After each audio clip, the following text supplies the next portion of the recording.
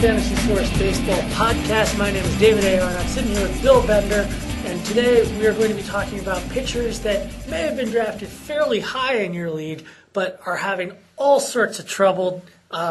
Namely, Francisco Liriano got absolutely smoked last time around. I think his ERA is up over 9. Is it over 10 at this point yet? It's pretty high, and I was sitting next to Matt Latufsky, the resident Twins fan, in the office yesterday, and he said when Liriano was getting beat up a little bit by the Royals, he said, okay, I'm starting to worry. And owners probably should be at this point, but it's nothing we haven't seen before. Liriano is a guy, he's 11-17 with a 5.00 ERA in April and May for his career.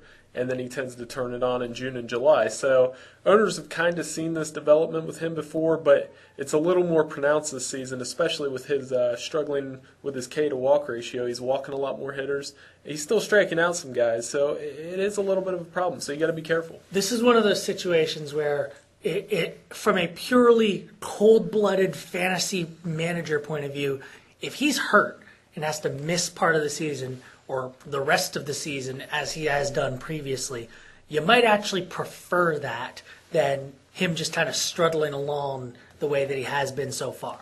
Right, and he's not the only pitcher that's getting beat up a little bit. I told you earlier this morning there's been 34 pitchers that have given up 6 earned runs or more in a given start this season, and Ian Kennedy's start last night when he was getting bombed by the Cardinals was just a microcosm of that. It can be anybody. Cliff Lee, Cole Hamels, and even Felix Hernandez have all been beat up a little bit too. So, but with those guys, you never worry about it. It's the guys like Liriano, the guys like Phil Hughes, Ian Kennedy that you have to worry about. And Phil Hughes is another guy. We're a little worried about his velocity right now. Oh, yeah. I mean, it's one of those great things about just the information age that with pitch FX and people crunching numbers, they're getting posted on Fangraphs and other places, that we can actually see that Phil Hughes, it's not just a matter of us looking at TV broadcasts and seeing what the velocity is and guessing from there or trying to gauge just how hard he's throwing. We see that according to a fairly precise measure, his velocity is down, and it is a really bad situation for him. Yeah, and in a place like New York, he won't last very long if that continues. But that at the same ballpark time, specifically. In that ballpark. And we've given Phil Hughes many chances as fantasy owners. Every year he's a sleeper, it seems like. So, yeah, his velocity is a concern.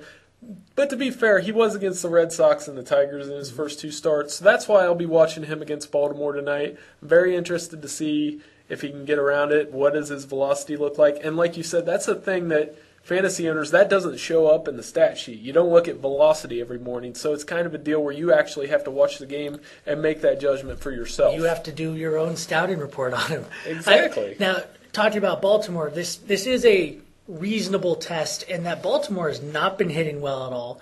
Last I checked, their batting average is somewhere south of 250, well south of 250. And then Boston and Detroit, while they may have their own struggles or so on, they're definitely much better offenses.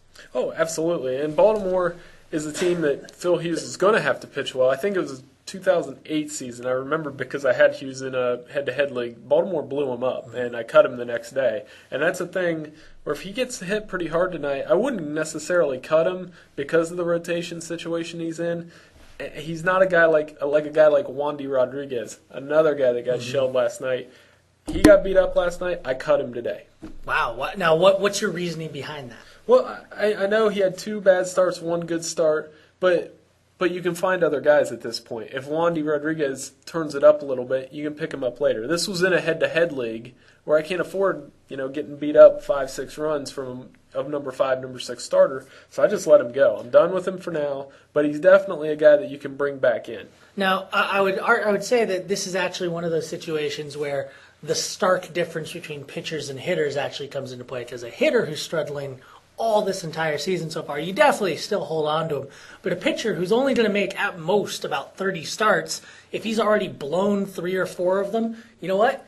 Take your chances. Like you're going to be able, if at worst, you'll be able to stream guys and maybe just search for matchups. Well, yeah, and with this higher number of guys that have been beat up, given up 6 earned runs or more, there's a greater risk from streaming that you might hit a guy, you might miss a guy, but chances are a lot of these guys are going to be recycled as a result, and that could include guys like Liriano, Hughes, Wandy Rodriguez, and any other guys in that middle tier of pitchers that aren't aces that you're going to start every time, regardless. So it's something owners need to watch for moving forward, and it's something that you got to look at. So what specifically, if you're an owner who might have one of these pitchers that's been struggling early or are looking to pick up somebody that's been cut recently, what are you looking for specifically in those pitchers for as desirable traits and then negative traits? Well, we talked a little bit about velocity. That's one thing you're going to have to look at for yourself. I look at K through walk ratio because you want strikeouts in any fantasy league. If you're getting a lot of strikeouts and he's not walking a lot of guys, it's pretty basic. I mean, that's a very basic sign of dominance. Yeah, that's a very basic stat. I mean, that goes all the way down to Little League. If the kid's throwing strikes, he's going to be pretty good.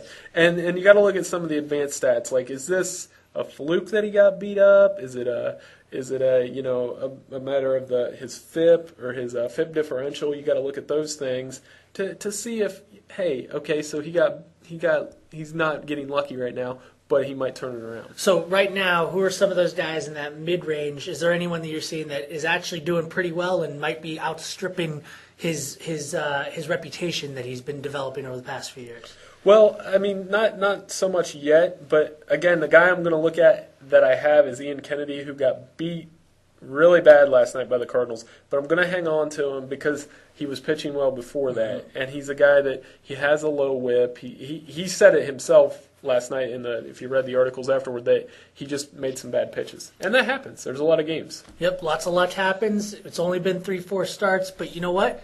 It's okay if you cut somebody right now. Just do your due diligence, I guess is what we're saying. Yeah, and a guy like me, I'm really hard on pitchers. If a guy has 1 or 2 starts, I'll cut him. I have a bad temper with that. But that's part of when you stream a lot of guys, that's the danger you run into. So, but like I said, with all these outings going the way they are, and you even said something about the juice ball era is back, which we're not ready to go that far yet. Yeah, it's not the year of the pitcher like it was last year anymore. I mean, that may have been we went the entire season with pitchers doing better than they had in the previous years.